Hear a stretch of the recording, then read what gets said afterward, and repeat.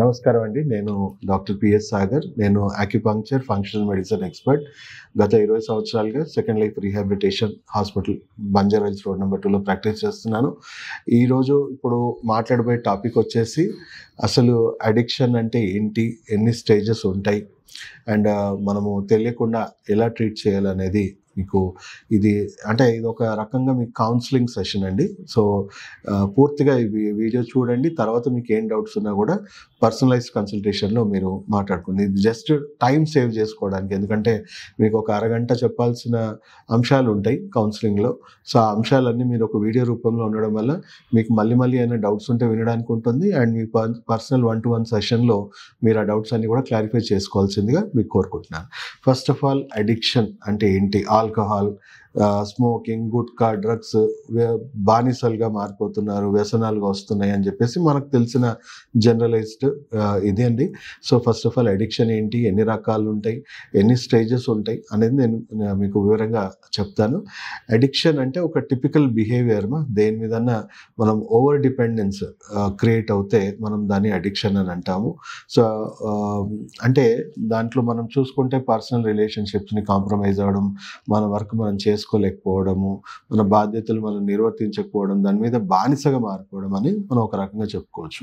So addiction అనేది ఎందుకు అవుతుంది, ఏ కారణాల వల్ల అవుతుంది అంటే, మన బ్రెయిన్లో మనకి డోపమైన్ అనే ఒక హార్మోన్ కెమికల్ అనేది ఉంటుందమ్మా. అది మీకైనా ఉంటుంది, నాకైనా ఉంటుంది, అందరికీ ఉంటుంది. సో అది మన బ్రెయిన్ని సంతోషపరిచే, సంతృప్తిపరిచే ఒక హార్మోన్, ఒక హ్యాపీనెస్ హార్మోన్ అని చెప్పచ్చు. ప్రతి ఒక్కరం, నేను, మీరు అందరం కూడా సంతోషంగా జీవించాలని కోరుకుంటాం. ఎవరం కూడా బాధలు, దుఃఖాలతో బతకాలని ఎవరం కోరుకోము. సో ప్రతి ఒక్కరు కూడా ఆ కెమికల్ అనేది బ్రెయిన్కి చాలా అవసరం. అయితే ఈ కెమికల్ ఏ రూపంలో మన బ్రెయిన్కి చేరుకుంటుంది, ఎట్లా మన బాడీలో స్టిమ్యులేట్ అయ్యి రిలీజ్ అవుతుంది అంటే, అది పాజిటివ్ సోర్సెస్ నుంచి అవుతుందా, నెగిటివ్ దారుల నుంచి అవుతుందా? సో పాజిటివ్ సోర్సెస్ నుంచి ఎలా అవుతుంది, నెగిటివ్ దారుల నుంచి ఎలా అవుతుంది అంటే, మనిషి బిహేవియర్, మనిషి నేచర్ ఏంటి అనేది మీకు అందరికి తెలుసు. ఏ కష్టం లేకుండా ఎక్కువ సుఖం రావాలని కోరుకునే వ్యక్తిత్వం మన అందరికీ ఉంటుంది, ఎంతో కొంత అందరికీ ఉంటుంది. సో ఆ ధోరణి ఏంటి అంటే, బ్రెయిన్కి ఎక్కువ సుఖం కావాలి, కష్టం తక్కువ కావాలి. సో తక్కువ కష్టంలో బ్రెయిన్కి ఎక్కువ సుఖం చేరడం వల్ల దాని మీద మనం ఎక్కువగా డిపెండ్ అవ్వడం స్టార్ట్ అవుతాయి. ఎందుకంటే మిగతా వాటిలో మనం కొంచెం సుఖపడడానికి ఎక్కువ కష్టపడాల్సిన పరిస్థితి క్రియేట్ అవుతూ ఉంటుంది. సో అలాగే ఈ డోపమైన్ అనేది మనకు కేవలం మత్తు పదార్థాలే కాదండి, బిహేవియర్ అడిక్షన్స్లో కూడా వస్తాయి. అంటే మనం చూసుకుంటే ఇప్పుడు మన చేతిలో ఉన్న సెల్ ఫోనే ఉంది. ఎంతోమంది ఈ సెల్ ఫోన్కి బానిస అయ్యారు. ఎందుకు? నార్మల్ జీవితం కంటే కొంచెం ఎక్కువ సుఖం ఇస్తుంది, ఎక్కువ ప్రశాంతత ఇస్తుంది అని అనిపించగానే ఫోన్ మీద మన ధ్యాస ఎక్కువగా పెరిగిపోతూ ఉంది. షార్ట్స్ ఇవి చూసుకుంటూ పోతున్నాం. అలాగే పిల్లలు చూసుకుంటే గేమ్స్, పెద్దవాళ్ళు గ్యాంబ్లింగ్, బెట్టింగ్లు, తర్వాత షాపింగ్లని, రకరకాల బిహేవియర్ అడిక్షన్స్ ఉన్నాయి. దాంట్లో కూడా కొంతమంది లిమిట్స్కి మించిన బిహేవియర్ అడిక్షన్స్ అనేవి క్రియేట్ అవుతూ ఉన్నాయి. దానివల్ల వాళ్ళ జీవితాలు కూడా పాడవుతున్నాయి. ప్రాణాలు పోవట్లేదేమో కానీ జీవితాలు అయితే పాడవుతూ ఉన్నాయి. అప్పుల పాలవుతున్నారు, వాళ్ళ పనులు వాళ్ళు చేసుకోలేకపోతున్నారు, వాళ్ళ నార్మల్ జీవితానికి పనికి రాకుండా పోతూ ఉన్నారు. సో సబ్స్టెన్స్ అడిక్షన్స్ అంటే ఆల్కహాల్, స్మోకింగ్, గుట్కా, డ్రగ్స్, వీటిలో ఉన్న కెమికల్ పదార్థాలు ఏవైతే ఉంటాయో బ్రెయిన్ సెల్స్, నరాలు, అవయవాలు స్లో పాయిజన్ చేసుకుంటూ డ్యామేజ్ చేస్తూ ఉంటాయి. ఎస్పెషల్లీ ఇప్పుడు చూసుకుంటే స్మోకింగ్ వల్ల బ్రెయిన్ సెల్స్, లంగ్స్, నరాలు మెల్లిమెల్లిగా డ్యామేజ్ అవుతూ ఉంటాయి, క్యాన్సర్ కారకాలు అవుతూ ఉంటాయి. అలాగే ఆల్కహాల్ చూసుకుంటే బ్రెయిన్, నరాలు, లివర్ ఎక్కువ చెడిపోతూ ఉంటుంది. Digestive cancers, liver tumours, damages, ఇవన్నీ ఎన్నో రకరకాలుగా అవుతూ ఉంటాయి. తర్వాత గంజాయి ఇలాంటివి మనం చూసుకుంటే బ్రెయిన్ సెల్స్ బాగా డ్యామేజ్ అవ్వడం, నరాలు బాగా హెవీగా డ్యామేజ్ అవ్వడము. సో వీటిలో కూడా మనం చూసుకుంటే బిహేవియర్ ప్రాబ్లమ్స్ ఎక్కువ రావడం, ఇవన్నీ చూస్తూ ఉంటాం. సో ఈ ఆల్కహాల్, స్మోకింగ్, గుట్కా, డ్రగ్స్ వీటి వల్ల ఏమవుతుంది, ఈ బిహేవియర్ అడిక్షన్స్ వల్ల చూసుకుంటే ఒక 100 రెట్లు మనకి డోపమైన్ ఎక్కువ రిలీజ్ అయిపోయేసరికి నార్మల్ జీవితం కంటే వాటి మీద ఎక్కువగా డిపెండెన్సీ క్రియేట్ చేసుకోవడం జరుగుతూ ఉంటుంది. అలాగే ఇది 100 నుంచి 1000 రెట్లు బ్రెయిన్‌కి డ్యామేజ్ చేసి, మత్తు క్రియేట్ చేసి, ఎక్కువగా కెమికల్ రిలీజ్ అయ్యేటట్టు చేసేసరికి ఫస్ట్ స్టేజ్ ఇప్పుడు చెప్పుకుంటే మనం చాలామంది పిల్లల్ని చూస్తూ ఉంటాం. ఏదో ఫ్రెండ్‌షిప్‌లను ఇలా స్టార్ట్ చేస్తారు. ఎవరో ఒకరు ఏదో ఒక పాయింట్‌లో స్టార్ట్ అవుతాం కదా! స్టార్ట్ అయినప్పుడు పోనీ దాంట్లో రుచి ఉందా? ఏముందా? అంటే ఏం ఉండదు. కానీ ఆ బ్రెయిన్‌కి ఆ కెమికల్స్ డ్యామేజ్ చేసి, ఎక్కువగా కెమికల్ బ్రెయిన్‌లో రిలీజ్ అయ్యేటట్టు చేసేయగానే ఇమ్మీడియేట్‌గా వాళ్ళకు ఒక కిక్ వచ్చేస్తుంది. అబ్బా! ఇదేదో బావుంది.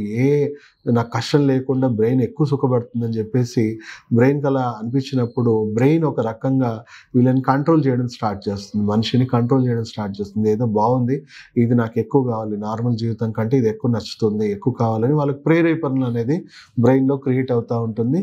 సో, దానివల్ల పర్సన్ ఏం చేస్తాడు, కంటిన్యూగా తీసుకోవాలని వాళ్ళలో ఆలోచనలు పెరుగుతా ఉంటాయి. రెగ్యులర్ లైఫ్ కంటే దాని మీద మెల్లిమెల్లిగా ఎక్కువ డైవర్షన్స్ క్రియేట్ అయ్యి ఆల్మోస్ట్ ఫస్ట్ స్టేజ్ అని చెప్పొచ్చు. ఫ్రీక్వెంట్‌గా తీసుకోవడం స్టార్ట్ చేస్తాం. అలా తాగి ఇంకా ఎక్కువగా బానిసగా ఆలోచనలు పెరిగిపోయి ఇంకెక్కువ ఫ్రీక్వెంట్‌గా తాగడం వల్ల లాంగ్ టర్మ్ ఎక్స్‌పోజర్‌లో ఏమవుతుంది, బ్రెయిన్, నరాలు, అవయవాలు కొంతవరకు డ్యామేజ్ అవుతా ఉంటుంది మనకి. సో, డ్యామేజ్ అయిపోయి ఏమవుతుంది, ఇంకా తీవ్రమైన డిపెండెన్సీ. మనం బిహేవియర్ పరంగా చూసుకుంటే ఫ్యామిలీ కంటే ఎక్కువ సుఖం అది ఇస్తుంది కాబట్టి ఫ్యామిలీని కాంప్రమైజ్ అవ్వడం, ఫ్యామిలీని ఇబ్బంది పెట్టడం స్టార్ట్ అవుతుంది. లేదా వాళ్ళు చేసే వర్క్ ఎఫెక్ట్ అవ్వడము. తర్వాత సొసైటీ, ఒక రకంగా చెప్పాలంటే సొసైటీలో కూడా వాళ్ళు సరిగా మింగిల్ అవ్వలేకపోతారు. సో, బాధ్యతలు ఇవన్నీ మెల్లిమెల్లిగా మర్చిపోతూ ఉంటారు. సో, వాళ్ళు ఒక నార్మల్ లైఫ్ లీడ్ చేయకుండా అబ్నార్మల్ లైఫ్ లీడ్ చేస్తూ ఉంటారు. మనకు అది కనబడతా ఉంటుంది. తర్వాత ఇలాగే కంటిన్యూ అయ్యి బ్రెయిన్, నరాలు, అవయవాలు చాలా సివియర్‌గా డ్యామేజ్ అయిపోయి లాస్ట్ స్టేజ్‌కి వచ్చేసరికి చాలా రకాలుగా అవయవాలు టాక్సిక్ డ్యామేజ్ అయిపోయి ఉంటాయి కాబట్టి ఏ డాక్టర్ దగ్గరికి వెళ్ళినా, ఎన్ని టెస్టులు చేసినా ఏమంటారు, అమ్మా ఎక్కువ కాలం బతకడమ్మా ఇంకా ఈయనకి, అట్లీస్ట్ ఇప్పుడన్నా మానుకుంటే కొంతకాలం అన్నా జీవిస్తాడని చెప్పేసి వాళ్ళు చెప్పేస్తారు. సో, అలా మనం చూసుకుంటే ఇంకా లాస్ట్ స్టేజ్ ఇప్పుడు మనం వాళ్ళని ఎంత కన్విన్స్ చేయాలని చూసినా వాళ్ళ నుంచి వచ్చేది ఒకటే మాట, నేను చనిపోవడానికి రెడీ కానీ నేను మాత్రం వదులుకోలేను. బ్రెయిన్ అలా వాళ్ళని కంట్రోల్ పెట్టేస్తుంది. సో, మనం చూసుకుంటే 100 మంది రకరకాల అనారోగ్యాలతో చనిపోతే దాంట్లో 30% చనిపోతుంది అడిక్షన్స్తోనే అనే విషయం మనం అందరం గుర్తించాలి. సో, ఆ విధంగా అడిక్షన్ మనిషిని తినేస్తూ ఉంది. వరల్డ్ వైడ్ నంబర్ 1 డిసీజ్‌గా మనం చెప్పొచ్చు. కొని తెచ్చుకుంటున్న వ్యాధి అని మనం చెప్పొచ్చు. సో, దీనికి పరిష్కారం ఏంటి అని మనం చూసుకుంటే, ఇప్పుడు ఒక విషయం చెప్తాను. మీరు కూర్చొని వాళ్ళకి గంటలు మీరు కూర్చొని కౌన్సిలింగ్‌లు ఇచ్చి పిల్లల మీద ఒట్లేపిచ్చో, దేవుళ్ళ మీద ఒట్లేపిచ్చో, మాలలేపిచ్చో ఎంతకాలం కంట్రోల్ చేయగలుగుతారు? కంట్రోల్ అవుతున్నారా? సో, కంట్రోల్ అవ్వరు కదా! మీకు దీనికే కంట్రోల్ అవ్వట్లేదు. సో, డాక్టర్ కూర్చొని గంటలు కౌన్సిలింగ్ ఇస్తే వాళ్ళకి ఏమన్నా నెక్కుతుందా? సో, ఎక్కడ వెళ్ళినా మనకు near by the addiction hospital, psychiatrist దగ్గరికెళ్తే గంటలు కౌన్సిలింగ్‌లు ఇచ్చినా వాళ్ళకి ఏమి అర్థం కాదు. సో, ఇమ్మీడియేట్‌గా సెకండ్ మోడ్ ఆఫ్ ట్రీట్మెంట్ ఏముంటుంది అనంటే డ్రగ్స్ ఇవ్వడం. అంటే ఈ ఆల్కహాల్‌కి ప్యారలల్‌గా లేదా వీటికి మత్తు పదార్థాలు ప్యారలల్‌గా ఇంకో మత్తు పదార్థం ఇచ్చేసి బ్రెయిన్‌ని కన్‌ఫ్యూజ్ చేయడం, బ్రెయిన్‌ని సెడేట్ చేయడం, బ్రెయిన్‌ని మొద్దుబారు చేయడం. దానివల్ల రోజంతా పడుకొని ఉంటాడు. మళ్ళీ లేవగానే బ్రెయిన్ కాన్షియస్‌నెస్ రాగానే మళ్ళీ నాకు అదే మత్తు కావాలి అంటది. తర్వాత థర్డ్ స్టేజ్ ఇంకా వాళ్ళ డాక్టర్ ఏమంటాడు, థర్డ్ స్టేజ్ అమ్మా ఇంకేం చేయలేము, రీహాబ్‌లో ఏసేసేయండి అంటాడు. సో, రీహాబ్‌లో ఏసేస్తే రీహాబ్ సెంటర్స్ అని మీకు ఏవైతే ఉన్నాయో చుట్టుముట్టు లో కాస్ట్ ఉంటాయి, చాలా హై ఎండ్ ఉంటాయి. 5-10 లక్షలు పర్ మంత్ తీసుకునే సెంటర్స్ కూడా ఉన్నాయి. సో, ఒక నియరెస్ట్ రీహాబ్‌కి వెళ్ళేసి మీరు ఒకసారి అడగండి, సార్ మీ దగ్గర ఏం స్పెషల్ ట్రీట్మెంట్ ఉంది, ఎలా మా ఆయన లేదా మా వాళ్ళు ఎలా మారుతారు అని చెప్పేసి మీరు ఒకసారి ప్రశ్నించండి. సో, లాస్ట్‌కి వాళ్ళ నుంచి వచ్చే సమాధానం ఒకటే ఉంటుంది, అమ్మ వాళ్ళు మారాలి అనుకొని మా దగ్గరికి వస్తేనే వాళ్ళలో మార్పు వస్తుంది, అదర్వైజ్ ఎలాంటి మార్పు రాదు అని చెప్పేసి కరాఖండిగా చెప్తారు. అంటే మారాలి అనుకుంటే మీరే మార్చేయచ్చు, వాళ్ళ దాకా వెళ్ళాల్సిన అవసరం కూడా లేదు. అని మారాలి అని ఎవరు అనుకుంటారండి? సో, మా దగ్గరికి వచ్చే పేషెంట్స్ మీకు ఒకసారి కేటగరైజ్ చేసి చెప్తాను. కేవలం 10% పేషెంట్స్ మాత్రమే సెల్ఫ్ విల్లింగ్‌గా, సెల్ఫ్ కాన్షియస్‌నెస్‌తో సార్ నేను మానేయాలనుకుంటున్నాను వాళ్ళంతట వాళ్ళు, లేదా ఫ్యామిలీని బతిమాలుకొని తీసుకొచ్చి మరి కూర్చుంటారు. అలాంటి వాళ్ళు మాత్రం కోఆపరేట్ చేస్తారు పూర్తిగా. సో, వాళ్ళు పూర్తి స్థాయిలో వాళ్ళు మాకు కోఆపరేట్ చేస్తారు. వాళ్ళ మానసిక ఆరోగ్యం, శారీరక ఆరోగ్యం, అలాగే వాళ్ళ అడిక్షన్స్ నుంచి వాళ్ళని పూర్తిగా నయం చేసేసి ఆల్రెడీ వాళ్ళ శరీరంలో జరిగిన డ్యామేజెస్ అన్నీ కూడా మేము రిపేర్ చేసుకొని మళ్ళీ ఒక నార్మల్ జీవితాన్ని తీసుకురావడానికి మాకు అన్ని రకాలుగా ఉపయోగపడుతుంది. అలా 10% మందే ఉంటారు.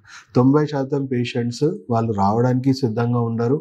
అండ్ ఎలాంటి వైద్యానికి కూడా ఎందుకు భయంకరమైన ఈగో, భయంకరమైన మొండితనం వాళ్ళలో ఉంటుంది. సో వాళ్ళ ఇంట్లో వాళ్ళకు వినరు, డాక్టర్కి వినరు, ఏ వైద్యానికి కూడా కోఆపరేట్ చేయరు.